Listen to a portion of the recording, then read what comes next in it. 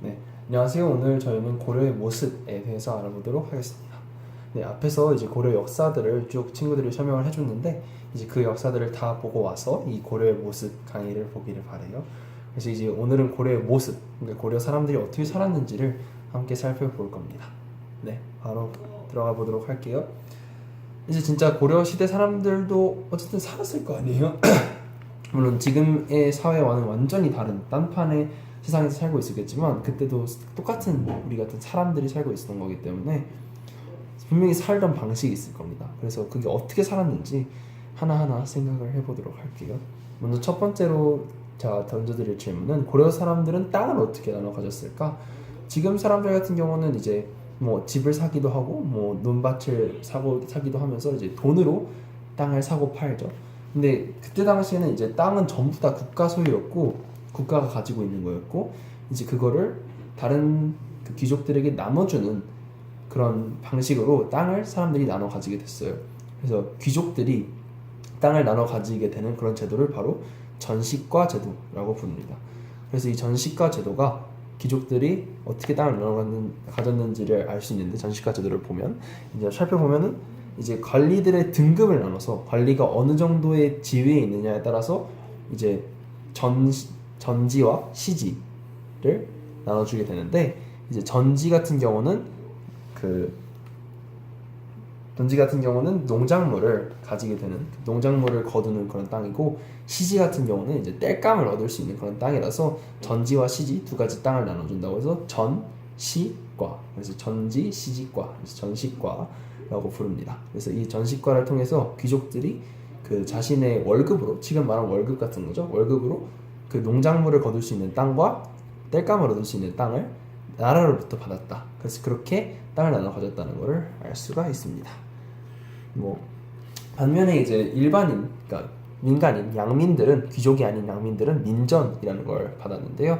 이제 민전이라는 것도 그 양민들이 농사를 지을 수 있는 그런 땅이었고 국가가 양민들에게 나눠준 거였는데 또 이거는 사고 파는 게 굉장히 엄격히 제한되어 있어서 그 농업 중심 사회였던 고려 같은 경우에서 이제 고려가 농업을 장려하기 위해서 이 민전을 사람들이 잘 못 뱉게 해서 농민들의 안정적인 삶과 농업의 장려를 완벽히 이뤄냈다는 거죠.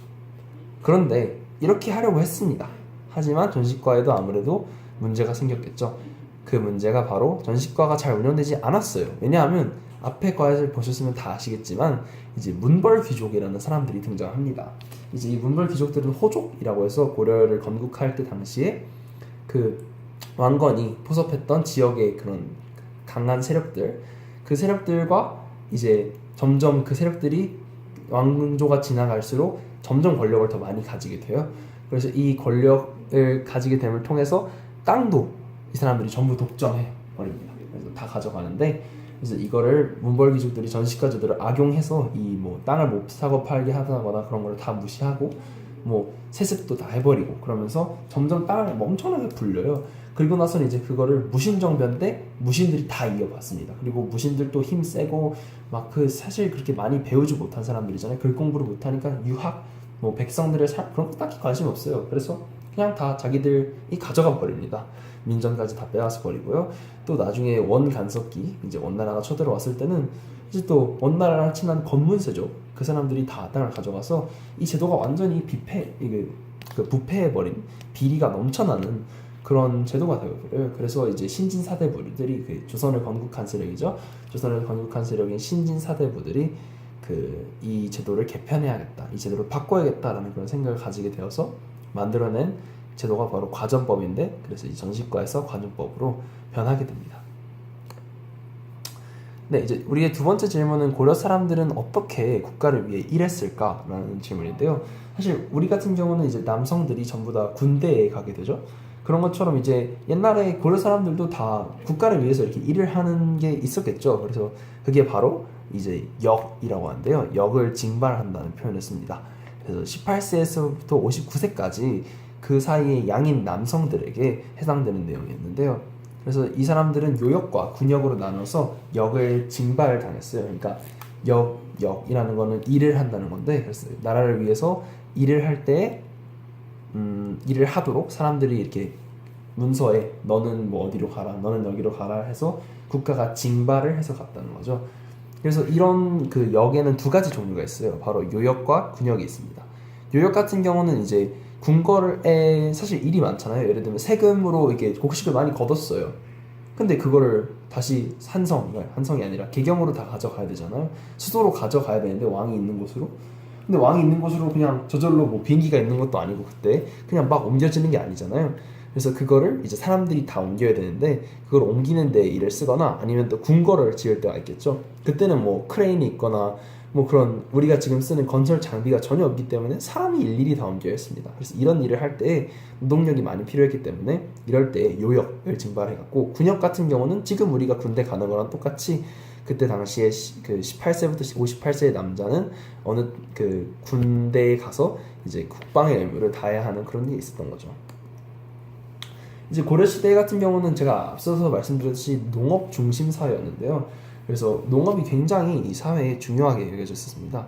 그래서 농업을 굉장히 장려하는 정책을 썼는데 그것의 종류에 바로 이제 농번기 같은 경우에는 아까 말했던 역 있잖아요. 그래서 자벽이라고 하는데 그 요역 중에서 그렇게 중요한 일이 아니라 잡스러운 일들이 있었어요. 그런 거는 이제 농번기예요. 즉 이제 농사를 많이 짓고 추수를 한다거나 모내기를 해야 되는 일이 많은 시기들 있잖아요. 그런 때는 역을 징발하지 않았다. 그래서 농민들을 보호를 했고, 그 다음에 이제 이자를 높이 받는 그런 고리대라는 그런 거를 제한했어요. 그래서 사람들이 그 곡식을 빌려서 농사를 짓고 다시 갚아야 되는데, 왜냐면 그래 씨앗이 필요하잖아요. 씨앗이 없는데 그걸 빌려야 되는데 그걸 이자를 높게 받으면 이제 농민들이 많이 못 살고 또한 세금도 줄죠. 그래서 국가에 안 좋은 영향이 있기 때문에 생산량을 늘리기 위해서 이렇게 바로 그 이자를 높이는 것을 제한을 했고, 또한 이제 시비법이라는 게 발달하게 됩니다. 시비법은 그냥 간단하게 말하면 거름 주는 방법을 알아냈다는 거예요.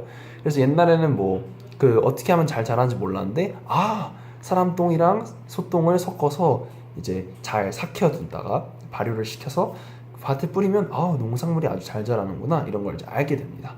그래서 이런 걸 알게 되고 그래서 더 많은 그 작물을 얻게 될 수 있고요. 또한 모내기를 실시해서 그냥 땅에다 씨를 뿌리는 것보다 이제 일종의 판에다가 그 씨를 뿌려서 미리 자라게 해놓고 이제 나중에 그 논에다가 옮겨 심는 게 더 수확률이 좋다, 더 많은 곡식을 얻을 수 있다는 걸 알게 된 다음부터는 이런 방식을 써서 점점 농업이 생산량이 늘어나는 그런 거를 볼 수 있었습니다.